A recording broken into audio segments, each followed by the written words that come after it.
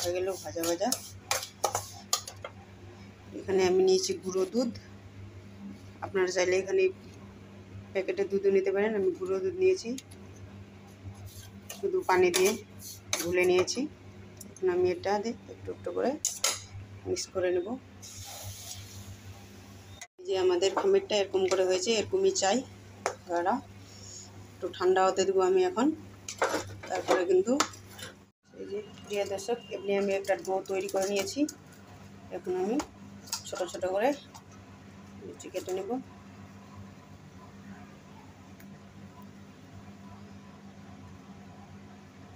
দেখিয়ে দিচ্ছি এরকমভাবে।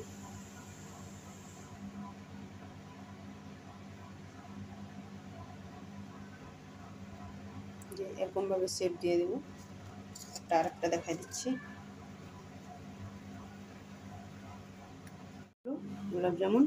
এখন একে একে করে আমি তেলটা ছাড়িয়েছি, তেলটা আমার অল্প হালকা গরম হয়ে গেছে। আমি একে একে দিয়ে দেব। বেশি গরম হলে কিন্তু হবে না, তেলটা একটু করে করতে হবে গরম। এই যে ছাড়বো।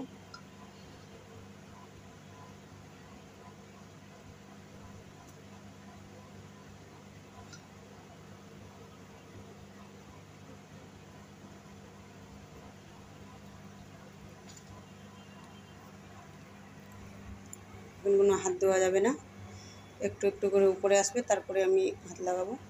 এই যে প্রিয় দর্শক, এরকম হয়েছে আমার গোলাপ জামুনগুলো। এখানে আমি একে একে করে দিয়ে দেবো।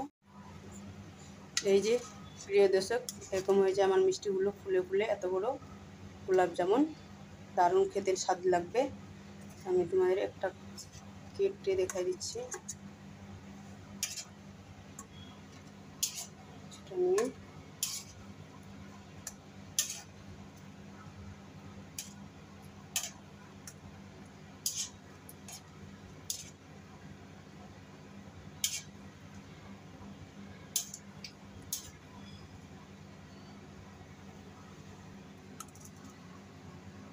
এই যে দেখুন কত বড় হয়েছে আমার মিষ্টিগুলো, সুন্দর, এত সুন্দর হয়েছে। একটা কেটে দেখাই দিচ্ছি আপনাদেরকে। এই যে কত নরম তুলতুলে, কত রসালো, কত রস ঢুকেছে দেখুন। খুব খেতে দারুণ মজার লাগবে। আপনারাও বানাবেন এরকম, খুব খেতে স্বাদ লাগবে দোকানের মিষ্টির মতো। আজ পর্যন্ত